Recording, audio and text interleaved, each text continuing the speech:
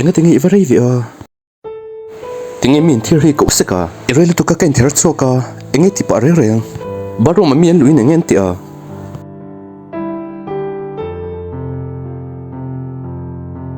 pa ti hat engi kan amoyem ngatingi tun tlang mai son themia lo le ka soingun ton lom ni icher le lu tuka ine tha ro ka ti kha ngai chatero te chu ka do velo ka ti kha i tong lo lu tuk mai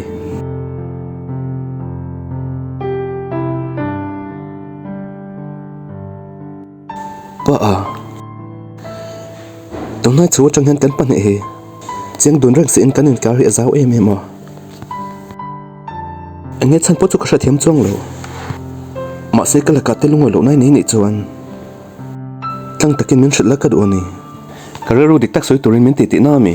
chu tiang ka hria chuan ka in thlak danglam the me the sin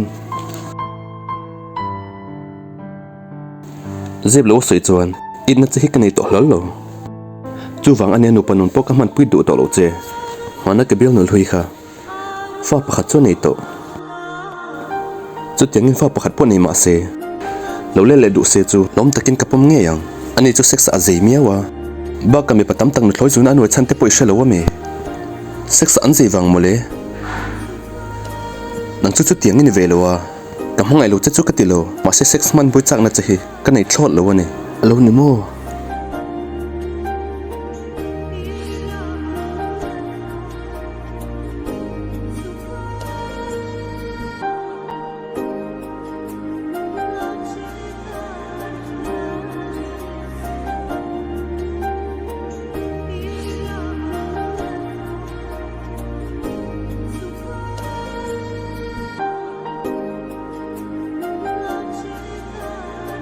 ni zanai thu soi te kha ka ngai to ne no wa te hen ka ngai to ta a kan la naw pang em boka in ngai tun dani kan la thiam lo pon ni ma na chu wangin angem chen chu om sangila ngatinge chu tiang te tu nai soya kam ngai lo che ka ti ngai em ni ite lo ning tinge ko manga